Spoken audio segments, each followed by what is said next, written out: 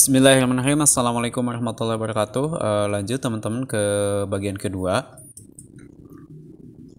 Soal nomor 26. Yan menentukan prioritas dalam hidupnya sebagai berikut. Yan ingin tentram sebelum menikah, melanjutkan pendidikan setelah mempunyai jabatan tinggi, dan menikah sebelum mempunyai jabatan tinggi. Ia juga akan menikah setelah mempunyai pekerjaan. Setelah mendapatkan jabatan tinggi, Yan ingin membangun restoran. Jika saat ini Yan telah memiliki jabatan tinggi, maka keinginan yang telah tercapai adalah A. Tentram, menikah, membangun restoran. B. Tentram, memiliki pekerjaan, melanjutkan pendidikan. C. Memiliki pekerjaan, menikah, membangun restoran. D. Tentram, memiliki pekerjaan, menikah. Jawabannya adalah D ya. Selanjutnya, suatu ember berisi penuh air mempunyai berat 80 kg. Jika ember itu berisi air setengah, maka beratnya 46 kg. Berapa kilogram berat ember tersebut jika kosong? A. 10 kg, B. 6 kg, C. 12 kg, D. 24 kg. Maka jawabannya adalah iya, D. Selanjutnya teman-teman ya.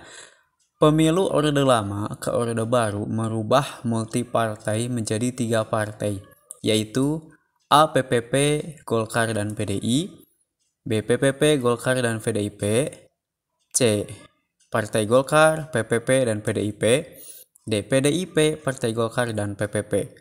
Jawaban yang benar adalah A. PPP, Partai Golkar dan PDI. Ingat namanya ya. Selanjutnya, asas pemilu Orde Baru dan reformasi yang sama adalah A. Luber jurdil, B. Jurdil, C. Luber, D. Semuanya benar. Jawabannya adalah C ya, Luber. Ini asas yang sama antara Orde Baru dan reformasi. Yang melaksanakan sidang kode etik di tingkat provinsi adalah A. DKPP, B. TPD, C. KPU, D. KPUD. Jawabannya adalah A. DKPP. Selanjutnya, pelanggaran kode etik badan ad hoc disidangkan oleh A. KPU, B. KPU Provinsi, C. KPU Kabupaten, D. PPK. Jawabannya adalah oleh KPU Kabupaten Kota. Selanjutnya, PKPU nomor berapa yang mengatur verifikasi parpol? A. 2, B. 3, C. 4, D. 5. Jawabannya adalah B ya, 3. Berapa jumlah calon parpol yang diputuskan Bawaslu untuk diberikan waktu melengkapi berkas oleh KPU? A2, B3, C4, D5. Jawabannya adalah D5. Selanjutnya, melaksanakan semua tahapan penyelenggaraan pemilu di tingkat kelurahan atau desa yang telah ditetapkan oleh KPU, KPU Provinsi, KPU Kabupaten, dan PPK merupakan tugas A. KPUD, B. PPK, C. PPS, D. PPSLN. Maka jawabannya adalah PPS. Nah, ini ya tugas PPS itu ini. Kemudian selanjutnya, membantu KPU, KPU Provinsi, dan KPU Kabupaten Kota dalam melakukan pemutakhiran data pemilih, daftar pemilih sementara, dan daftar pemilih tetap adalah kewajiban A. PPK, B. PPS, C. Pantarlih, D. PPDP. Maka jawaban yang tepat adalah A ya, oleh PPK. Ini untuk tingkat kecamatan. Oke, selanjutnya, dalam Undang-Undang Nomor 7 Tahun 2017, penyelenggara pemilu adalah lembaga yang menyelenggarakan pemilu yang terdiri dari A. KPU Bawaslu, B. KPUD Bawaslu dan DKPP, C. DKPP KPU, D. KPU Bawaslu dan DKPP. Oke, jawaban yang benar adalah iya, D ya, KPU Bawaslu dan DKPP. Rapat pleno tertutup dilakukan PPK dalam pemilihan ketua, sedangkan dalam rapat di tahapan melalui rapat pleno terbuka. Kenapa demikian? A. Karena dapat dihadiri pihak luar seperti parpol, panwascam, stakeholder, dan lainnya. B. Karena bersifat umum. C. Tidak ada di dalam ruangan. D. Karena ada KPU Kabupaten Kota. Jawabannya adalah A. Selanjutnya, yang memimpin rapat rekapitulasi hasil penghitungan suara di tingkat kelurahan adalah A. Ketua Panwascam, B. Ketua PPK, C. Ketua PPS, D. Sekretaris PPK. Jawabannya adalah C. Ketua PPS. Rapat rekapitulasi hasil penghitungan suara pemilu 2019 di tingkat kecamatan dihadiri oleh A. Saksi Panwascam PPS dan Sekretaris PPS, B. Saksi Caleg, Parpol, DPD, Tim Ses, Paslon Presiden dan Wakil Presiden Panwascam, C. Saksi Caleg, Parpol, DPD dan Pawascam, D. Saksi Caleg, DPD, Tim Ses, Paslon Presiden dan Wakil Presiden dan Panwascam. Jawabannya adalah A. Oleh saksi Panwascam, PPS, dan Sekretariat PPS. Petugas yang melakukan coklit pada pemilu 2024 disebut A. PPDP, B. Pantarli, C. KPPS, D. Pamsung. Jawabannya adalah tentu saja adalah B. Pantarli.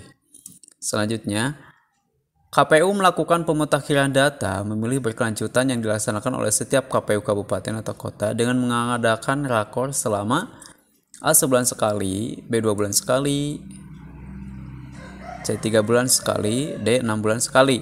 Jawabannya adalah A. Sebulan sekali adakan rapat koordinasi. Oke, selanjutnya, yang mengadakan perlengkapan pemilu dalam perlengkapan TPS, karet, pulpen, paku diadakan oleh KPU tingkat A. Nasional, B. Provinsi, C. Kabupaten, D. PPK. Jawabannya adalah C. Kabupaten Kota.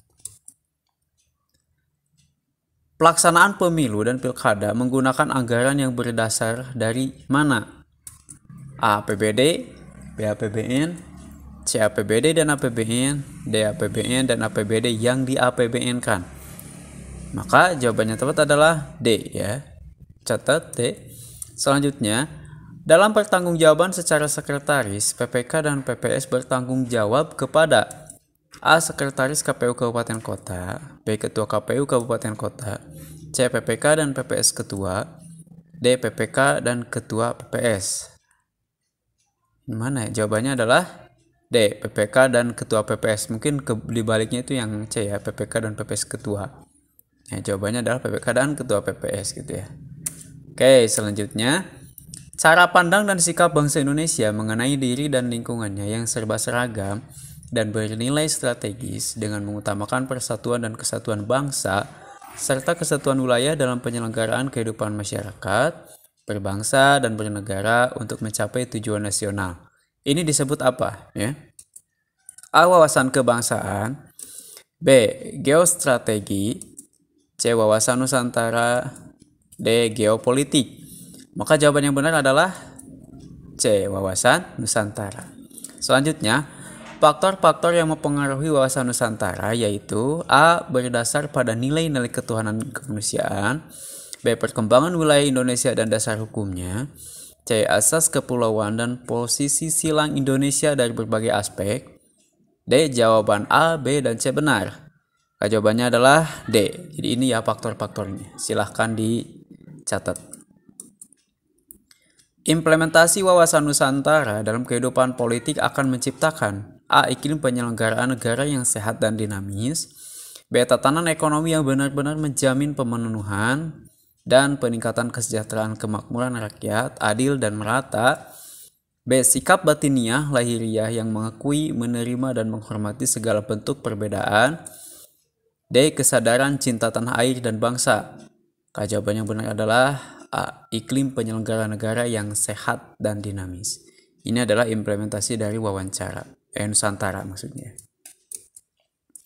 Pancasila adalah isi jiwa bangsa Indonesia yang turun-temurun sekian abad lamanya terpendam bisu kebudayaan Barat. Pendapat tersebut dikemukakan oleh A. Soekarno, B. Notonegoro, C. Mr. Muhammad Yamin, D. Mr. Supomo. Jawabannya adalah A. Oleh Soekarno.